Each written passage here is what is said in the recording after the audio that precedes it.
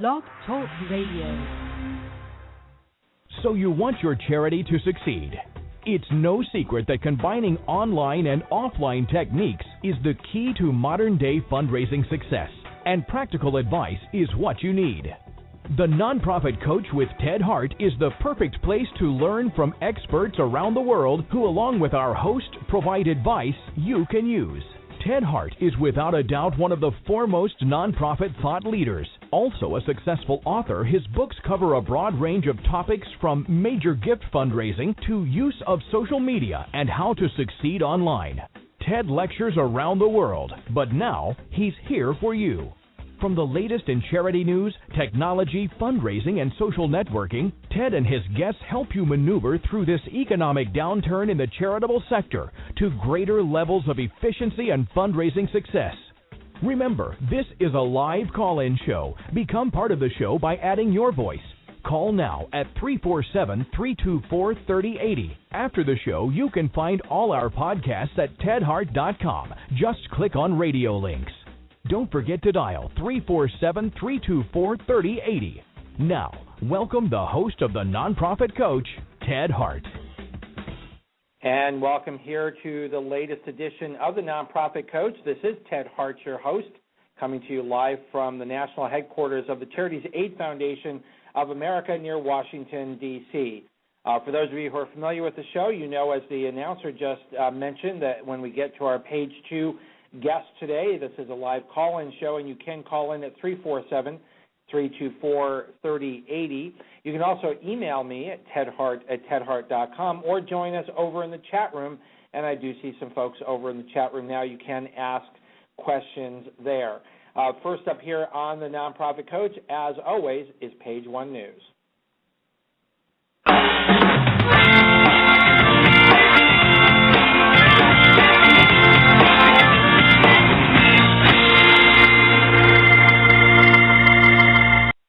You'll find a lot over in Page 1 News, not only today's links, but also all the archives for all the prior shows. Over in the radio links today at tedhart.com, click on radio links. You'll find a reminder of our people-to-people fundraising LinkedIn group that we host over on LinkedIn. As of today, we have 2,046 members to that group. It's a practical group for nonprofit organizations looking for non-technical information on using technology and the Internet databases to raise money and build communities online. Join our online LinkedIn communities by going to tedhart.com and click on radio links. Next up in the radio links today, you'll find a reminder that the PR News Nonprofit PR Awards are coming up. The deadline for entry is this Friday, November 30th. The final entry date for PR News' Nonprofit PR Awards is this Friday. PR News is dedicated to honoring the most talented communicators and teams in the nonprofit sector, and annually it recognizes the individuals and teams that have exceeded expectations and created the most innovative programs. Make sure that if you have a great project, and they have a number of different categories ranging from advocacy campaigns to blogs, email newsletters, event PR, fundraising, green PR, which we're very pleased to see that. As you know, we have a partnership with greennonprofits.org, so it's great to see the green PR and marketing programs involved there, all the way on through to social media, volunteer programs, websites, the Nonprofit Communicator of the Year, and the Association Nonprofit Team of the Year. So lots and lots of categories. Make sure that you apply. You can find the link over at tedhart.com. Click on radio links. Next up here on the Nonprofit Coach, we are very pleased every month to bring you the GuideStar Minute. GuideStar being the number 2 most important thing that charities can do online. Most important is a well-designed website for your organization. Number 2 is a successful GuideStar strategy. Today here on the Nonprofit Coach is Lindsay Nickel. She is here from GuideStar to bring us this month's GuideStar Minute. Lindsay, welcome back to the Nonprofit Coach. Hi, Ted. Thank you so much for having me. So what's going on at GuideStar? So there's a couple things. You just mentioned the GuideStar Exchange program, which we love that you're a fan of, and we're so appreciative of everything you do to talk about that program. And we actually partnered with the Foundation Center to give GuideStar Exchange seal holders 2 benefits, and that's actually discounts off of 2 different Foundation Center products. They have something called the Foundation Directory Online, which is a database for grants research. So if you're a GuideStar Exchange Seal holder, you can get a 10% discount off of that. And also they have these in-person classes, and they talk about a variety of topics, proposal writing, budgeting, fundraising, etc. And Seal holders get a 20% discount off of that. So we're really excited to get people involved in the GuideStar Exchange Seal program. We think it's really important and really critical to be transparent in this nonprofit sector, and now we're trying to give people even more incentive, and we're excited to work with the Foundation Center to do that. Well, this is a nice addition to the array of services that people receive by getting the Exchange Seal of Approval. Of course, we recommend that all of our listeners seek the Exchange Seal of Approval. In addition to these benefits, why is it a good idea to have the Exchange Seal of Approval? Yeah, thank you so much. Again, we totally appreciate your show and you, Ted, so thank you for doing that. And to kind of segue into the importance of this nonprofit sector, it's Giving Tuesday today, which I'm sure everyone has heard about. It's essentially... Well, tell us all about that, because we did want to mention that here at the top of the show, so why don't you bring that to us? Yeah, I'd love to. So, there's, of course, after Thanksgiving, there's Black Friday and there's Cyber Monday, so there's all these activities to get the money to the retailers, and we thought, wouldn't this be a nice time to get the nation together to give back to the causes they care about and to really make the world a better place through a combined effort and to take back this time of year from the retailers? So that's what Giving Tuesday has become. It's the first ever year that this is launching. It's launching today. It's actually completely being launched through social media, so it's the hashtag Giving Tuesday is the proper name of the campaign, and it's really just a time for people to come together and not only give to the nonprofits they care about, but to give smarter, and that's obviously where GuideStar comes in. We have 5 steps that we recommend people take when they try to pick a charity to donate to, so we're hoping that people use Giving Tuesday as a platform to not only give, but give smarter. Well, that's important. Of course, that's where GuideStar comes in, is to provide information that donors can find. But what's even more important about GuideStar, I think, for those who may not be as familiar with GuideStar, and why don't we wrap up our GuideStar Minute by just giving us a snapshot of all of the very important websites that you folks actually power that high net worth individuals, foundations, and corporations are likely to be using. Oh my gosh, thank you. We have a huge list of people. I mean, we power many organizations that work with nonprofit information. So Facebook Causes is an example. We work with a group called Wealth Engine. A lot of the donor advisors and donor-advised funds we work with, so JP Morgan. And, of course, one of the largest is the Fidelity Charitable Gift Fund uses your database to help power their donors. That's absolutely right. We work with just a variety of organizations, American Express. So, we're thrilled to be able to say that we're providing really high-quality not only data but information about nonprofits to all these organizations, and through that work, they're able to get the right people to the right nonprofits. So we're very proud of that work. Well, Lindsay Nickel, again, representing the number 2 most important thing that charities can do successfully online is a strong GuideStar strategy. Thank you again for being here on the Nonprofit Coach. We look forward to next month's GuideStar Minute. My pleasure. Thanks, Ted. Happy holidays. We are back over here on the Nonprofit Coach, and we are back over to Page 1 News. And you'll find over in the Page 1 News today an important activity that is coming up in Washington, D.C. next week, and that is Protect Giving Days in Washington, D.C. That's December 4th and 5th, and we have here with us Andrew Watt, the president and CEO of AFP, who is the host of Protect Giving Days in Washington, D.C. Andrew, thank you, and I'll just, programming note, I'll let folks know that you are going to extend over, and we'll be able to chat with you again at the beginning of Page 2, because you're going to help us introduce our wonderful guest today in celebration of National Philanthropy Day and Month. But you're here with us specifically on a very important issue facing the nonprofit sector. What is that issue? Ted, well, great to be with you, and thanks for suggesting that we chat today. The issue is this, that the administration and, on the House, we all know, trying to balance the books. This is an extremely important exercise, and I think all of us are firmly behind them in trying to come to some sort of bipartisan agreement. However, one of the issues that they're looking at is the issue of deduction, and in our case specifically the charitable tax deduction. We're very concerned that this is something that's being looked at in isolation. It fails to recognize the extraordinary input, $800 billion a year through the economy, 10% of the U.S. workforce employed by nonprofits. And we feel that this is a very poor way in which to look at something in isolation. So what's on the table is the charitable tax deduction, whether that's by limiting the deduction available to higher rate taxpayers or whether it is as part of an overall cap on deductions.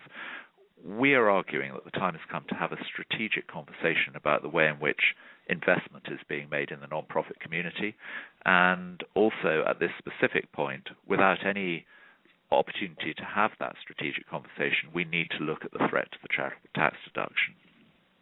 Well, and Andrew, this is such an important topic and, of course, very timely with the President winning a second term, the fiscal cliff facing the United States. For all of our listeners today, those that are able to get to Washington, D.C. on December 4th and 5th, what's going to be taking place?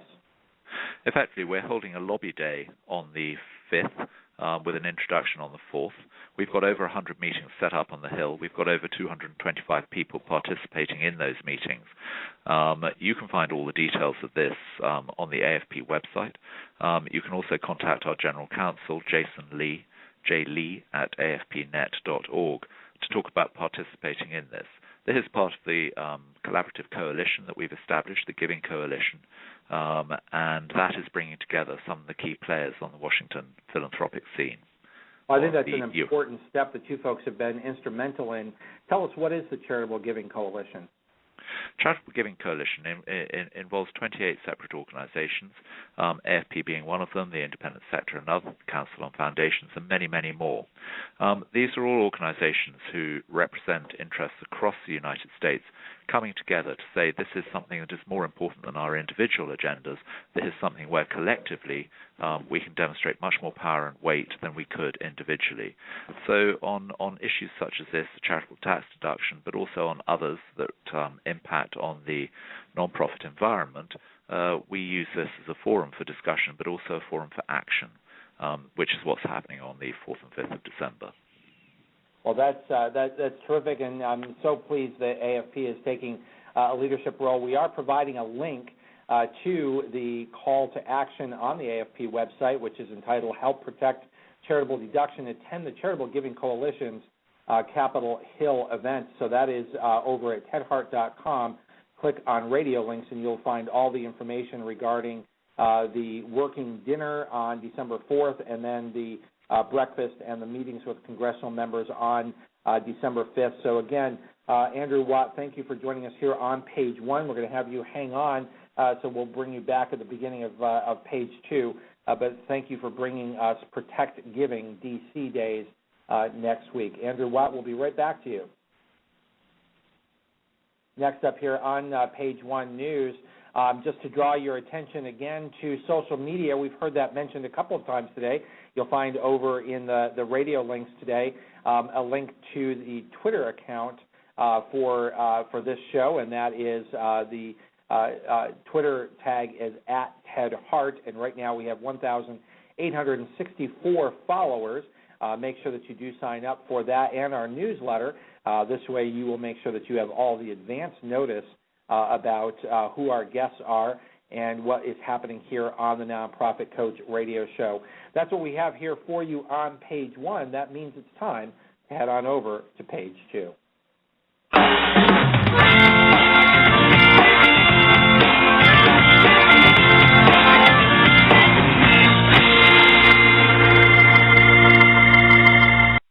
Now, generally, I do all of the introductions of the page 2 guests, but we have Andrew Watt, the president and CEO, holding over from page 1 today because he was instrumental in his organization, the Association of Fundraising Professionals, in making it possible to draw attention to the wonderful work of Megan Laura Churchman and Justin Churchman, who are here, and this is part of our National Philanthropy Day and Month celebration.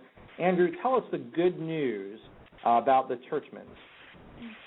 Well, Ted, this is an extraordinary opportunity. I had the privilege of meeting Megan and Justin Churchman earlier this year, and I can only say that one of the great privileges of this job is traveling the country, meeting people like the Churchmans at National Philanthropy Day celebrations or through the AFP Awards program.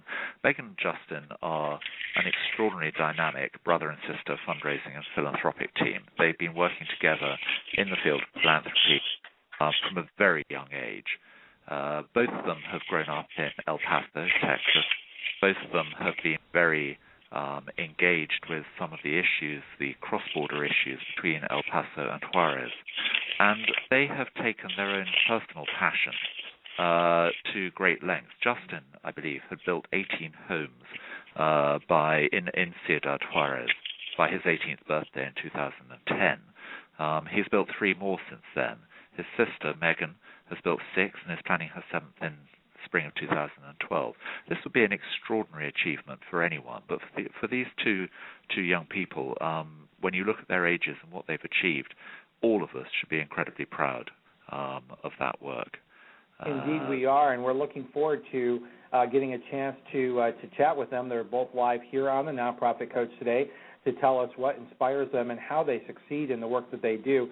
But before we do that, they specifically won the Sims Award for Outstanding Youth in Philanthropy, ages 18 to 23. Can you tell us a little bit about, I guess it's the Changing Our World Sims Award. Can you tell us a little bit about that award and what you look for and how you might have come across honoring the Churchman?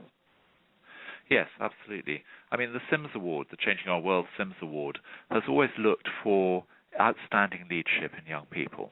Over the years, there have been an incredible variety of backgrounds, an incredible variety of actual achievements that have been honored as a result of that award.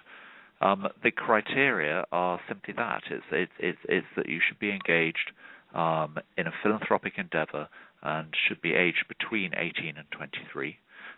We also have a Younger Philanthropists Award, and many people have seen that as a sort of a route into the celebrating the philanthropic connection and commitment of younger generations. It's of particular importance to us, I think, today. We know that this world that we live in has been going through extraordinary change over the last few years. The economic downturn has been viewed as a very negative thing in many respects, but I think it's opened up opportunities, but those opportunities will be realized by this generation, by people like Megan and Justin. They're the ones who are going to take on the mantle that we have worn ourselves. They're the ones who have the passion, who have the understanding and have the commitment to make things happen moving forward. So this, I think, is possibly one of the most important awards that AFP can possibly give. And it's incredibly inspiring to see what individuals like Megan and Justin can do with the award once they've won it. Absolutely, and we're eager to chat with them in just a few moments about what this has meant to them personally. I've often thought in AFP moving in this direction and this kind of focus on youth and philanthropy, for decades, maybe centuries, the sort of model has been sort of the scholar athlete, and I'm wondering from your perspective if the new model for the new century is the scholar athlete philanthropist. Well, Ted, you always put it so convincingly. I think that philanthropy is something that strikes all of us very differently, but I think that philanthropy is an integral part of everybody's life. I think what's fascinating to me at the moment is the way in which people routinely lead a philanthropic existence, and that doesn't matter whether their focus is on the environment through recycling, it doesn't matter whether it's on community-based initiatives, whether it's on faith-based initiatives. I cannot think of many people, and particularly in this generation, my own kids are 17 and 19, who is not passionately engaged with effectively making the world a better place. They want to change the world. Now, Absolutely. all of us remember the enthusiasm. Andrew, I know that you've got a tight schedule, but I'm hoping that maybe you'll just hang on for just a few more moments, and feel free to drop off when you need to, because I know you've got a tight schedule today. But please join me in welcoming, and we'll take them in order. Ladies first. Welcome first, Megan Churchman, welcome here to the Nonprofit Coach Radio Show. Megan. Yes, thank you so much for having me and for that wonderful introduction, Andrew. Oh, well, no, Megan, it's wonderful to have you here. I had an opportunity to meet you and your brother as well when you received the award, so we'll bring the young gentleman in now. Justin, are you with us here on the Nonprofit Coach? He's actually a few minutes away. His professor threw a last-minute test at him, so he's okay. I have another line here on the is that Justin? No. Okay. I was just waiting to see him come onto the switchboard. Well, so we have ladies first. Andrew, I didn't know if you wanted to take the opportunity, since you haven't seen them in a while, to ask a question or say hello before you need to leave. No, I just, Megan, I was really happy when Ted suggested to me that I come on today, because I know that when we spoke, so many of us were saying to you and to Justin what an inspiration you'd given us, but I've been following what you've been doing since then, and you've just taken it to new heights. So I just wanted to say again, thank you for letting us honour you, and thank you for what you're doing. Thank you so much. That means Andrew, a lot. thank you to all the folks at AFP who work hard to raise the money and make it possible for this award, and thank you for joining us here today. I'm hoping to see you at the Save the charitable deduction events next week. I'm trying to clear my calendar to join you folks, and I will let Jason know if I can. Again, Andrew Watt, President and CEO of AFP, thank you for joining us here again on the Nonprofit Coach. Pleasure.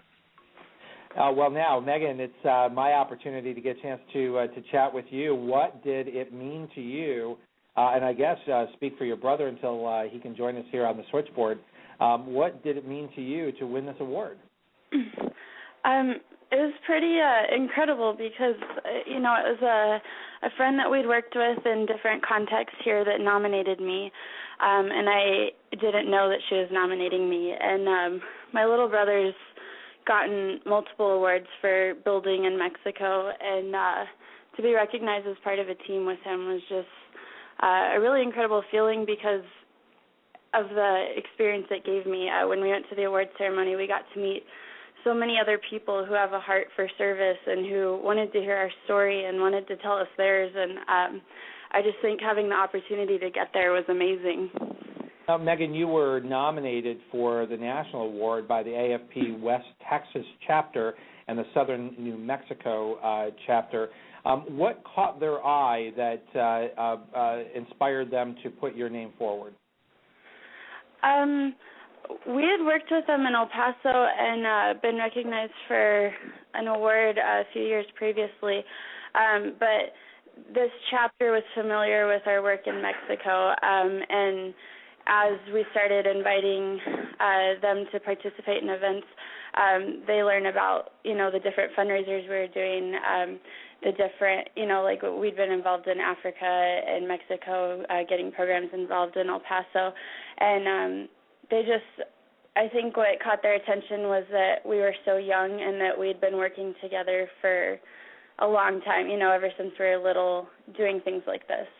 Well, how did you get involved in projects this large? I mean, I think there's, thankfully, in the United States, there are literally millions of children who do get involved in charitable activities, but I think that they tend to be rather modest, important in their aggregate, but modest individually. Certainly, what you have accomplished could not be seen as modest. I really think that it depends on where you are and what the problems that you see are.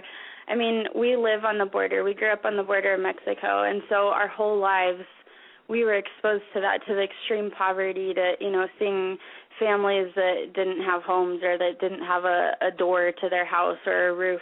And so we saw the problem as something that was huge, and it was going to take a huge movement to make a change. And my brother just walked in, so he's with us now. Oh, terrific. Hey, wonderful. Justin, thank you for joining us here on the Nonprofit Coach Radio Show. You just you missed the wonderful words that Andrew Watt, the president and CEO of AFP, was with us a little bit earlier and was singing your praises. Well, thank you very much for allowing us to be here right now. So we're chatting about what inspired you and your sister to get involved, but now that we have you both here, what I'd like to do, and again we'll go with ladies first, is to actually introduce yourself, tell us what you're doing now, and what some of the current projects are that are taking your philanthropic time. So Megan, why don't you go ahead first? All right.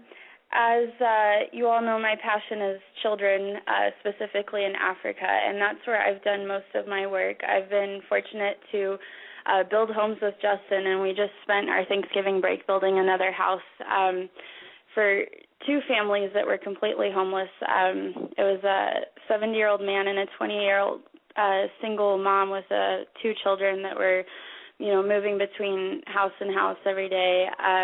So we were blessed by being able to spend our holiday doing that.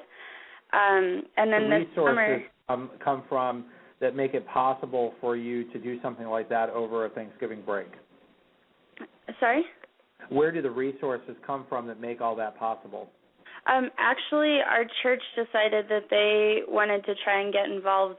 They hadn't previously been involved with this organization, and they decided they wanted to sponsor a house, and they asked us to lead it, and so we were able to get some of the congregation to go with us. Well, that's wonderful that you have that support. Now, Justin, tell us a little bit about you and where you are and what you're working on right now. All right, so I work with Casas por Cristo, which is a huge nonprofit organization here, and that's always been my passion, is kind of housing and protection. And so I fell in love with this organization that goes over to Mexico and now Guatemala and builds houses for those who can't afford it for free. We fundraise the money the teams do and the materials put on site, and we build a home for the family without expecting anything back, and it's just incredible. So I set a goal for 18 houses by the time that I was 18, and built twice on my birthday and once on spring break to accomplish it. And with the help of my family and friends, we were able to build my 18th house on my 18th birthday, which was just incredible. And as my sister said, the last house we just completed actually marks my 26th. So I think I'm going to aim somewhere around 100 for the time I'm 25 or something. Well, that's an awful lot of work. Now, I'm guessing that you don't do this full time. No, sir. I'm actually a student at the University of Texas at El Paso, studying for mechanical engineering. Well, that's sort of a heavy-duty course load. Megan, how about you? Are you doing this full time? I am a college student also. I'm graduating in May with my bilingual teaching degree. Oh, terrific. And what will you be doing afterwards? I am getting married, so I might be moving to Europe since he's in the service. And so I'm really looking at spending the summer either working as an intern for Casas por Cristo or serving at a Young Life camp. I'm also a leader for high school students, so I'm looking to spend the summer that way, and then it depends on the move whether I can get a teaching job right away or not. Well, we're certainly hopeful that will happen so you're moving to Europe. Did I gather there that there was a significant other in your life that is in Europe? He's actually here, but he'll have 2 years left in the service, and we're trying to go to Europe for it. Terrific. So when he gets out, eventually I'd like to move to Africa to teach there. So that's my long-term dream. Now, you folks have done work outside of the United States already. Is that correct? Yes. Where have you taken your philanthropic efforts? Well, I focus mostly on Africa. I've been working at an orphanage in Cameroon, and I've been 3 times. This past year I was fortunate enough to lead my own team, and the first year I went, I was just really blown away by the extreme need that was there, and we had really gone for donations for a vacation Bible school, and so the second year I went back, I decided I'd be the team to build a kitchen they needed one because they were building on the dirt floor next to the toilets. And so we built them a kitchen, a new dining hall. And this past year, we bought sewing machines for the orphanage and taught all the girls how to sew so that they'll be able to provide for themselves. So my focus has been, on improving the quality of life for them and providing them with a life skill. And where do those resources come from? Because traveling to Cameroon alone would be a daunting task for anyone, and then the supplies and all the material that you need to be successful when you get there. Yeah, it's really frustrating how much airline tickets cost because that money could do so much more. Our last trip, our budget was actually $30,000, and we spent 2 years raising that money, and I have fundraisers, and I've really focused on making them fun, making them different. The first year I wrote letters to people. A lot of people sent me money, and I wasn't really comfortable with year after year asking people to send me a check. I wanted them to be involved in the process. I had a fundraising dinner where we had a silent auction of items I brought back from Africa, and I was able to talk to people about our projects, show them pictures. I also collected 17 local bands that performed for free. We got the venue donated, the stage donated, food to sell, and we had a big fundraiser by having a concert and charging people to come in, and then we had, African souvenirs and food there available to buy. So, and then, of course, we've done a million food tables at openings for museums and at Walmart and things like that. And what about you, Justin? Building houses is not a cheap activity. Well, actually, just like my sister said, we try and be really creative with the way we fundraise because people don't want to keep doing the same event, especially if it's not just once a year like a race or run. So there's times where I personally have set a goal where in 30 minutes, I had 30 minutes to run as many laps around a quarter-mile track as possible. And for every lap, people would pay me. So I went to my friends and family and asked for 5 cents, for a nickel, for a dime, for a quarter, for every lap that I completed in that 30 minutes and encouraged them to come watch as I ran. And I ran 17 laps. And so, pennies and dimes start to add up when you ask a school of, 3,000 students. So that run actually, which was organized and filled through within a week, raised $1,100 in itself. But my construction actually goes to Juarez, Mexico, Acuña, Mexico, and Guatemala is the houses. Well, that's inspiring to anyone who's out there looking to raise money. We're going to take a quick break, and when we come back, I'm going to ask you to think of ways to bring your experience to the nonprofit executives who listen to this show all over the world. And I'm certain that one of the questions that they're going to have is how to get young people like you involved with philanthropic charities. And we'll be right back here on the Nonprofit Coach with Justin and Megan Churchman.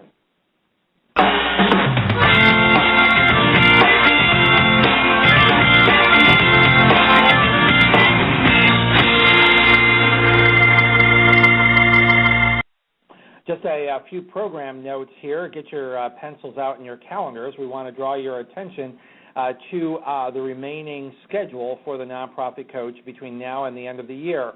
Next week, we will be here with the ever-popular Steve Hafner, who is going to be here to tell you how to get all those wonderful matching gifts. When you receive gifts or you make a gift, make sure that the charity that is receiving it is having that gift matched. And for your organization, that can double and sometimes triple or more the value of the donations coming into your organization. We're going to have the expert with us next week here on the Nonprofit Coach. That's December 4th at 12 noon Eastern. Next is December 11th. Clint O'Brien, again, a very popular guest here on the Nonprofit Coach, is going to be here on the Nonprofit Coach to talk about the controversy over the new policy shift regarding competitors, Change.org and Care2, and how email is handled in those instances. And so we're going to be taking a look at how all of that is progressing and how the use of email may be changing for nonprofit organizations. So we're going to have Clint O'Brien, an expert here on the Nonprofit Coach. He's been with us before. You don't want to miss that show on December 11th. And we'll be wrapping up our calendar for this calendar year with the ever-popular K Sprinkle Grace. Now, K Sprinkle Grace is always our holiday guest, and our holiday show this year is December 18th, and she's going to be talking to us about making sure that the holidays are strategic for your organization and set your organization up for a very successful 2013. We then go into our holiday hiatus. The holiday hiatus will run until January 29th. It's a great time to catch up on podcasts. All of our podcasts, of course, are always free, and they're available at tedhart.com. Click on radio links, and you'll be able to find all the podcasts. When we come back in the new year on January 29th with the first show after the holiday hiatus, Amy Eisenstein will be here with us, helping us understand and learn how to set up 2013 for great success on raising more with less. And that is the program notes here on the Nonprofit Coach. Let's head back over to our wonderful Youth and Philanthropy winners. Remember, our podcasts and archives are always available 24 hours a day at tedhart.com. Click on radio links. If you're listening live today, the phone lines are open. Call in and ask a question by dialing 347-324-3080. Now, back to the Nonprofit Coach with Ted Hart. You're back here live on the Nonprofit Coach with Ted Hart. My guests today are Megan Churchman and Justin Churchman. They are the award winners of the Changing Our World Sims Award for Outstanding Youth in Philanthropy, ages 18 to 23. They're helping us celebrate National Philanthropy Day and National Philanthropy Month here on the Nonprofit Coach. Megan and Justin, before we went away on the break, I wanted to have you think about what advice do you have to all the nonprofit executives on how to inspire and get young people like you involved with the activities of charitable organizations? I really think it's important to give them a face to a problem. For young people, you can throw statistics at them. You can tell them all you want how big a problem something is, but I don't really think it's until they see it with their own eyes that they realize what kind of need there is, because then they start thinking, oh, maybe I could do this, or maybe why don't we change it this way? But I really think it's important to get them out in the community, get them to an event, get them to a shelter so that they can see with their own eyes what the problem is. From your perspective, Justin, what is different about young people servicing a nonprofit organization than people more your senior? Well, it's kind of like what my sister said. I think the younger generation is a little bit more passionate, perhaps, like when it comes to certain events and certain things, the youth tend to take more passionate holds on what they believe in and what they want to see happen or see change. So when a nonprofit is using youth or having youth involved, I think that they bring new ideas, creativity, and even more strength, both physically and mentally, to the table, depending on everything that you talk about, because the youth have so many new ideas coming. They're young, they're fresh, and it's new ways to introduce an old topic, which can help change what the world sees. What's your interaction been like as young people working with charitable organizations? How have you been received, again, by people more your senior who may be in leadership or maybe volunteers like yourself? Sometimes it starts out a little bit harder because they see us as unknowledgeable and unexperienced and inexperienced and just not really on the same level as they are.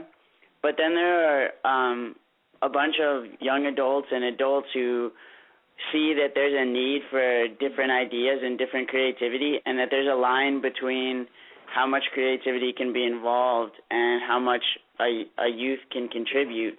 So by involving youth, a lot of the times you'll see after working with adults that we come to a kind of a mediary section where we both contribute our ideas, and an adult can still have control over the situation while accepting new ideas and positive outlook from a younger person. And along with what Justin said about us being seen as inexperienced, I think that we as youth are a bit naive, but in a good way. You know, we still think we can change the whole world. So I think that our goals are bigger, that we have bigger ideas because we think that we can be the change for everything. And adults have become more jaded, you know, and more realistic. And in that, how do you find that you're able to open the eyes of older people, or is it just you do your thing and they do theirs?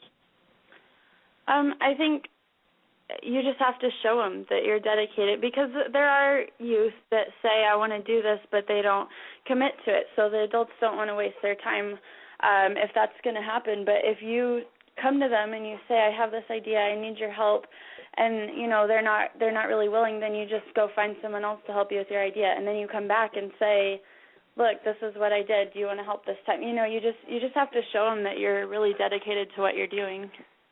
So how did you two both get so involved? Did you have mentors that encouraged you? Who were the people that gave you the path that said this was even possible at your age? Our parents, definitely. We were both raised in the church, involved with youth groups. Both of us were in Scouts all the way through, and community service was a huge part of Scouting. And we've been really blessed to have parents that have taught us from the very beginning how to give back. And, you know, if you don't have a lot, you still have something to give, whether it's your time or your money or your skills or something. But they've definitely raised us to be involved in the community. Well, that's a wonderful legacy. Is that something that your entire family is continuing to be involved with? Definitely. We actually have the Our Fathers Foundation, and it's the board consists of almost our entire immediate family, actually. It has both of my parents, my sister and I are on the board, even my grandma, and together we help support and strengthen groups and nonprofits around the El Paso area that protect and help women and children in our area. But again, tell us a little bit more about how that got started. We are providing a link today over in the radio links at tedhart.com, a direct link to the Our Fathers Foundation. So this is something that you and your family founded. Yes, and they actually the past year helped Justin and I start our own nonprofits. His is called Building Better Lives, and mine is Global Hands. And we really wanted to start those so that we were able to focus on our goals and our missions, and that we were able to work through a nonprofit instead of, you know, like, oh, send me money, I'm going to work in Africa. You know, it's legitimate because it's through an organization. And so they helped us create these organizations under the umbrella of the Our Fathers Foundation. And both of those organizations are on Facebook. But the whole thing, like the family's been involved with all three of them. That's terrific.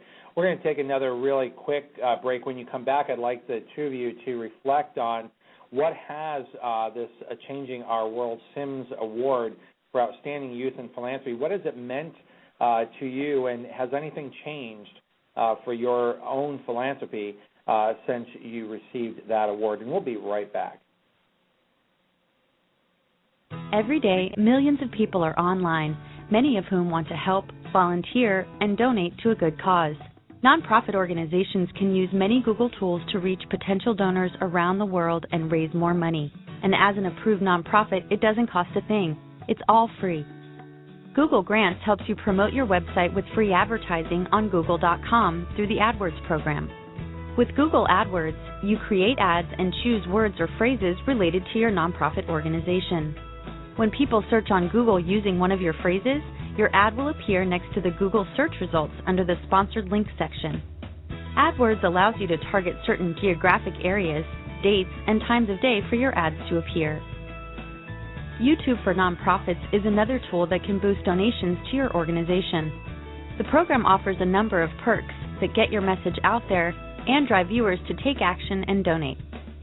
You can list your organization on YouTube's nonprofit channel and add call to action overlays on your videos to drive viewers to donate. Need help analyzing your website traffic and marketing effectiveness? Google Analytics is a free tool that will give you rich insight and help you increase the number of people that visit and donate to your site. Google Analytics can be invaluable to many people in your organization, such as development directors, marketing staff, and your web team. There are many other tools that can help you reach more donors and raise funds, like Google Checkout, where you can process credit card donations with no transaction fee, Google Sites to create a free website, and Website Optimizer, where you can figure out the best landing pages to turn site visitors into donors. To get started, apply for Google for Nonprofits today. And we're back here with the Nonprofit Coach, page 2. Our guests today are Megan and Justin Churchman, who have won an important award given out by the Association of Fundraising Professionals. My friends, what did this mean to you, and has it changed your philanthropy at all? For me, it was, like I said earlier, that I think the experience of actually being at the award ceremony was incredible. It gave me the chance to meet people that truly care about what the youth is doing. They want to do everything in their power to help these projects. El Paso can sometimes be a little discouraging because people are focused on, you shouldn't be working in Mexico and Africa, you should be working here, you should be working in the U.S. And what we saw at the award ceremony was that people don't care where you're working as long as you're working, and they want to do what they can to partner with you. So for me, it was really enlightening to go there and meet people like that. And then since then, I've had the opportunity to keep in touch with several people, yourself included, that really just want to give us a voice and to help us, help other youth, help other philanthropies, and, giving them advice, telling them our story, telling them what we've gone through. And Justin, how about you? What's changed for you? Personally, I mentioned it while we were there, actually, in one of our speeches, and I think it's so incredible to me that adults are recognizing youth for their contributions and starting to kind of help youth and empower them to continue working, as my sister said, all over the world. And by receiving this award and the publicity that came from it, a lot of youth are inspired in our area and in all areas. I've talked to plenty of people who have just noticed that or seen the award or heard my name mentioned when the award was announced and said, hey, I have this foundation and I do this and this, and it turns out that we end up linking up to help each other do another fundraiser or some type of event where I couldn't even tell you the connections that the award has created and the inspirations that it's created in the youth in America, because it shows that there's all types of possibilities all over the place. And what kind of publicity did you receive? I mean, how widespread was this award noted? Locally, it was a huge impact. I had plenty of friends and family come up to me and mention that they saw the award in the newspaper and in the news, and they began to fund our Casas por Cristo was kind of in a slump due to news media about violence, and it finally started to come back and strengthen again. And really, I mean, the publicity and just the newspaper and the media for a little short time completely changed the path of a dying out nonprofit, and it saved it to create and make it strong again. And I think that's one of the most important things, is that there's also good publicity, and there's news on the good things that are happening in the world, not just the violence and the wars and the hurricanes and destructive materials where people can't find a place to see the good changes in the world and to renew their hope. So this award helps provide people all around the world with that kind of hope. What are Megan? What are the ripple effects to people your age that you've noticed by your own personal involvement? Well, I have several friends that haven't been raised to give back. They've haven't been told the community service should be part of everyone's life. And a lot of these friends we've been able to take over to Mexico. And even though they live here, they're just blown away by what's happened. And, they come back and they start telling other people, hey, it's not scary over there. You need to go. One of my closest childhood friends who would fit into that category went with me to Africa this year, and he came back totally changed. He said, I never thought that it was my job to help people. I never knew that people had it so bad off. I really want to change what I'm doing. Like, I think I need more meaning in my life. I need to go out there and help people. So it's really amazing. You don't get to see those things all the time, but to hear it from someone that's been a friend for so long, it's really affected him, and he's changed so that he sees, I am expected to give back, and there are people that I can help even if I'm not in the best situation.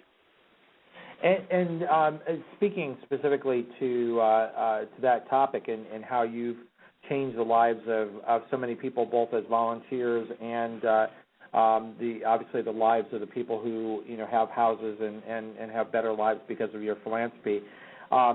Justin, you weren't with us, but I sort of put this concept out to Andrew Watt earlier regarding New Century and what used to be sort of the ideal for a successful life was the student athlete. That combination was seen as a good precursor to a successful life. In the New Century, are we moving into the age of the student athlete philanthropist? I believe so. I mean, I know that there are hundreds of athletes, and then personally I know a few who are actually very involved in the community, because I think that, take the Olympics, for example, or even just the Wimbledon or the World Cup, especially for soccer, has legitimately paused entire wars to bring people together to witness a sport event. And what the community doesn't realize is how much power these athletes actually possess. Because if you can stop a war for a few days to watch a soccer game, I'm speechless. That's so much power for a team of maybe 26 extremely talented individuals to possess. That it's beyond their belief, it's beyond our belief. And for them to become involved in the community, it's almost necessary. And I think that the growing generation is starting to realize that, and that by gaining popular support and support worldwide, that they show that there's more hope and more passion other than just their own sports. That's an awful lot of power, Megan, that sounds like young people can bring through their enthusiasm for philanthropy. What about government that you've had to work with? Do you find support around the world, or is that a challenge? Some governments are a challenge. We've had at one of our last fundraisers, we had a guy telling us, you have no business being in Africa. Like, everyone hates us anyways. No one likes the U.S. And I told him, that there are some governments like that, but that doesn't change the poverty in the country. There's people that love anyone that comes to help. I've never actually worked with a foreign government that said, we want to help you do this, but I also haven't been hindered by a government that's, doesn't want us to get involved. I know there are corrupt governments. There are other governments that truly want to help their people, but I really haven't experienced either one. Well, that's encouraging. As I'm watching the clock, it's always amazing how fast time goes. I want to make sure that before we wrap up today's show in celebration of your good fortune in winning this award and being recognized for the wonderful work that you do, as we wrap up the celebration of National Philanthropy Month, how can people who may want to be involved or learn from you or connect with you, how can they be in contact with each of you? They can find our Facebooks, Global Hands or Build Better Lives. We also have the website, theourfathersfoundation.org, and they should be able to contact us from either one of those places.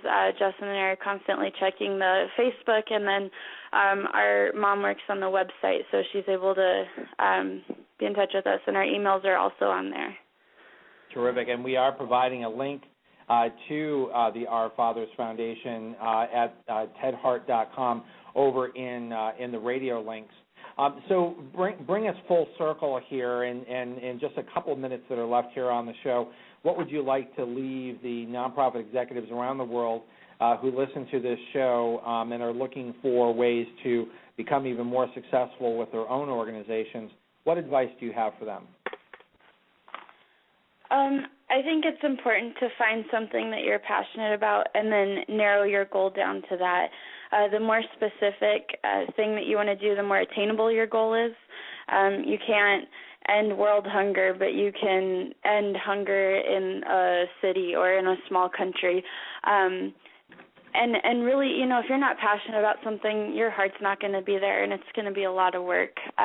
If you are truly passionate, then it's easy for people to see that, and it's infectious. People want to join you, they want to help you, and then you have something attainable that they can see and they can work towards. And Justin?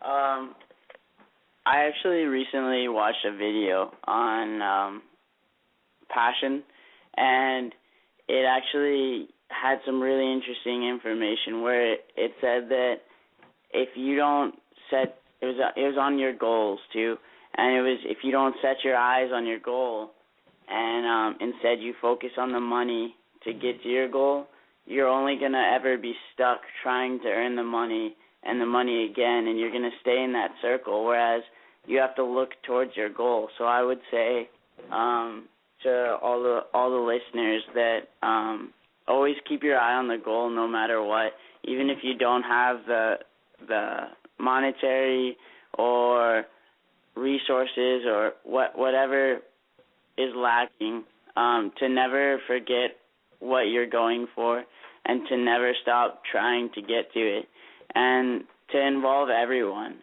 because everybody has new ideas, and there's going to be that one person that thought of something you never would have thought of that could bring in the money that you've always been looking for to reach your goal. So, well, I want to thank you both for your inspiration, and I think, Justin, you wrapped it up very nicely. I think not missing the opportunity to have the wonderful input of young people like you probably does make charities less than they could be.